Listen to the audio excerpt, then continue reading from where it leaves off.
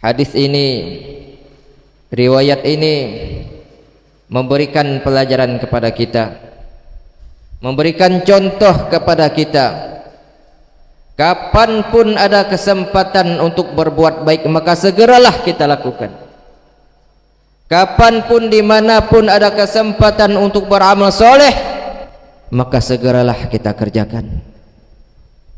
Karena kita tidak pernah tahu, jamaah yang dimuliakan Allah, kesempatan yang mana, amal soleh yang mana yang Allah berikan kepada kita, yang mana itu adalah kesempatan terakhir kita dalam beramal soleh sebelum Allah memanggil kita.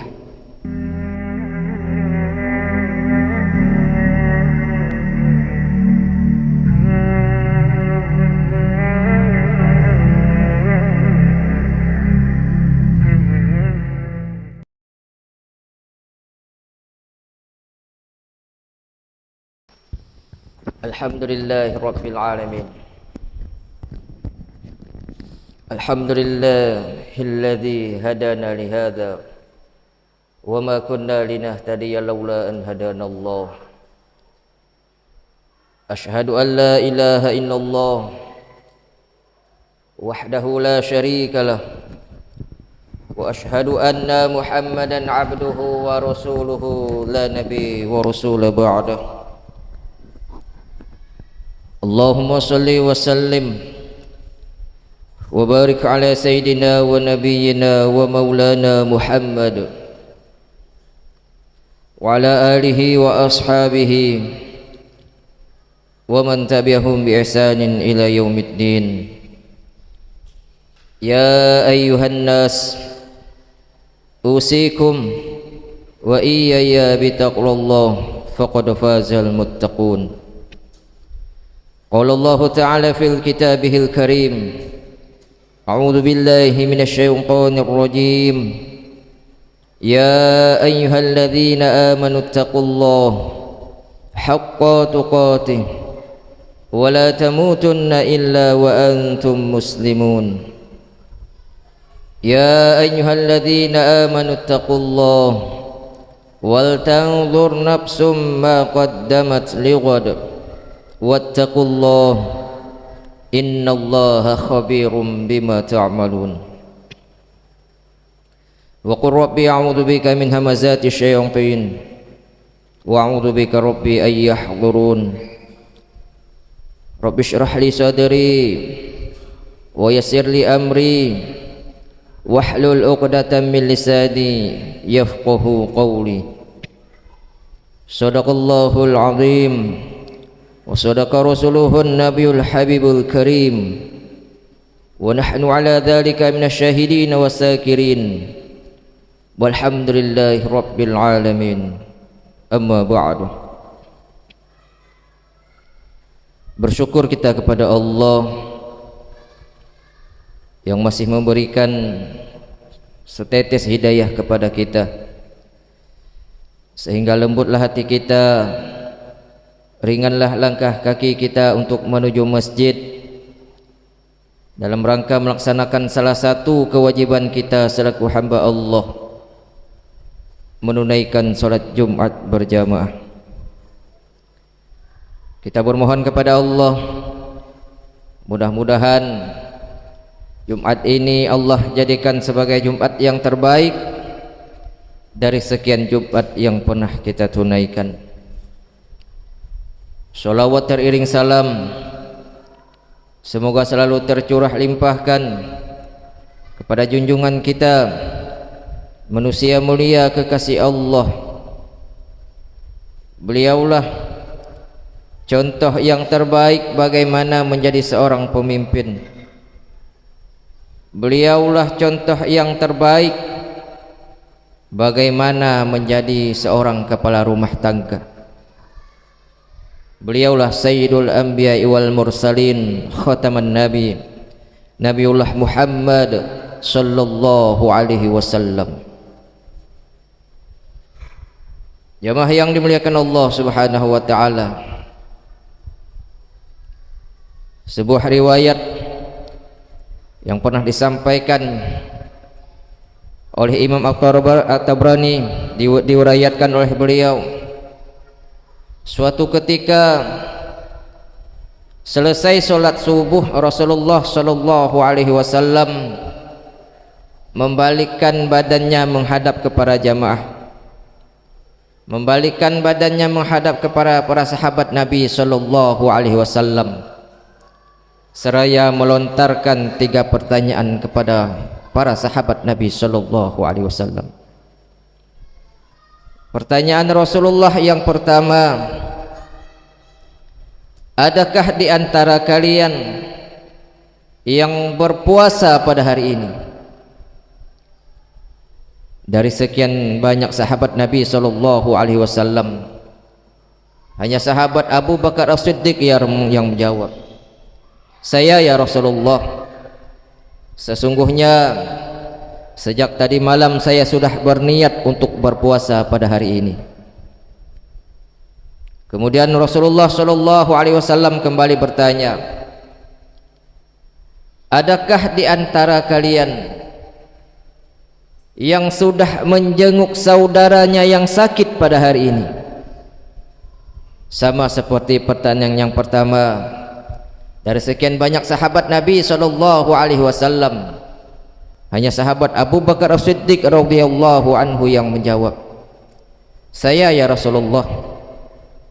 Sesungguhnya di tengah perjalanan tadi saya mendengar kabar bahwasanya sahabat Abdurrahman bin Auf sedang sakit.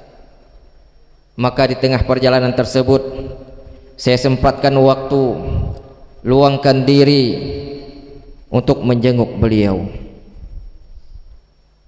Kemudian pertanyaan Rasulullah sallallahu alaihi wasallam yang ketiga,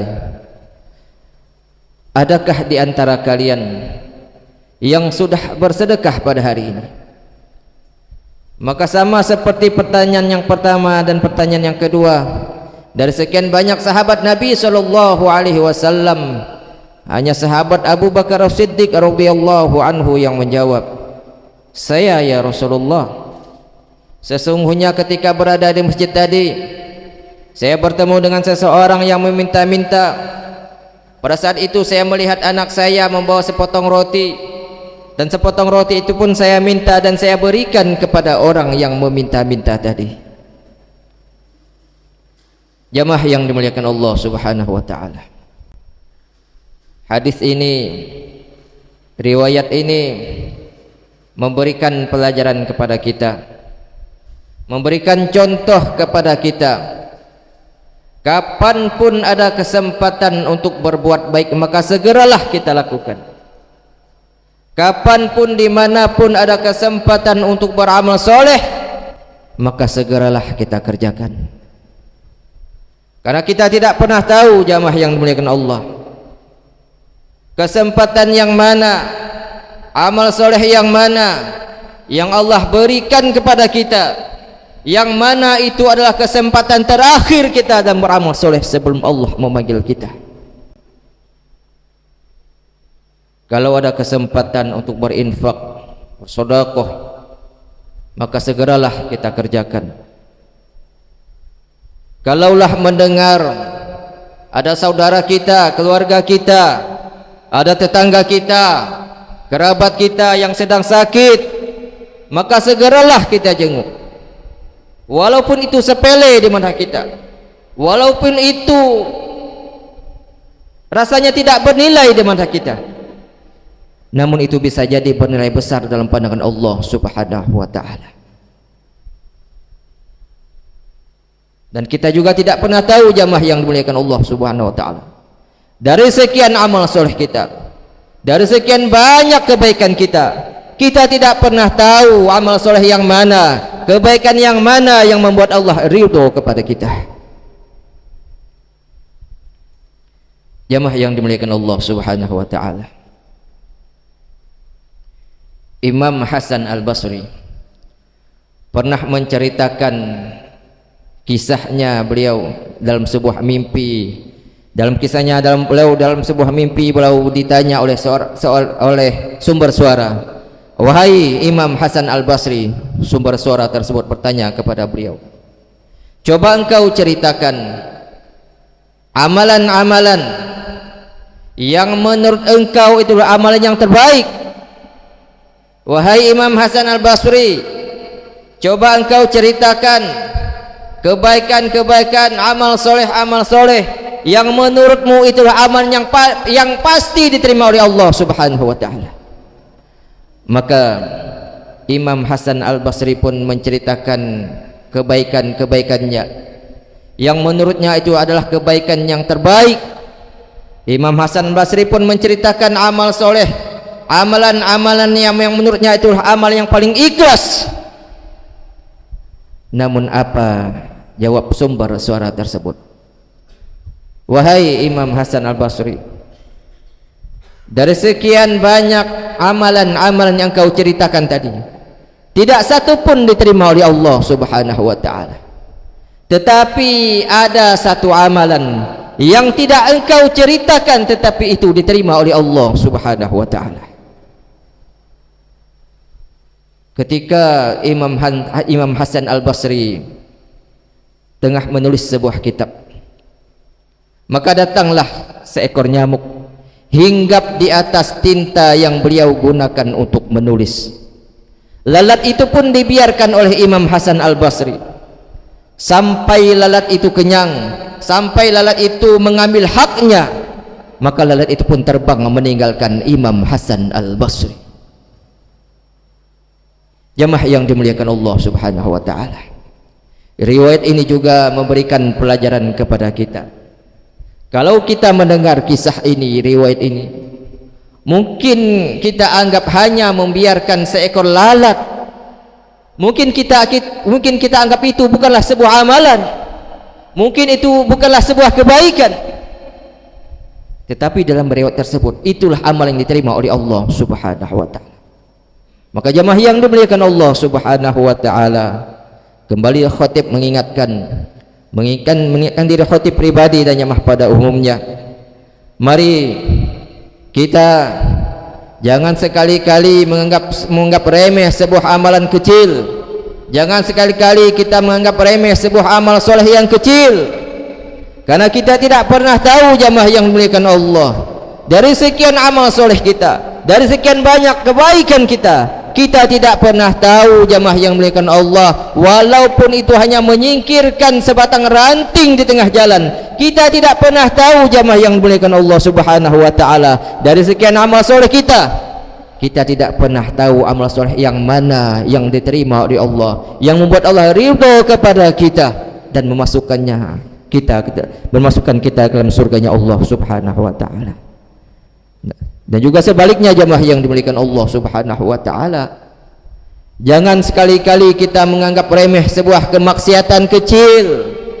Jangan sekali-kali kita menganggap remeh sebuah dosa kecil, karena kita tidak pernah tahu jamaah yang dimuliakan Allah, dari sekian banyak kemaksiatan kita, dari sekian banyak kesalahan kita, walaupun itu kecil, kita tidak pernah tahu kemaksiatan yang mana, kesalahan yang mana yang membuat Allah murka kepada kita dan kita dimasukkan dalam nerakanya Allah Subhanahu wa ta'ala. Jamaah yang dimuliakan Allah Subhanahu wa ta'ala, maka marilah kita berlomba-lomba dalam kebaikan, fastabaqul khairat.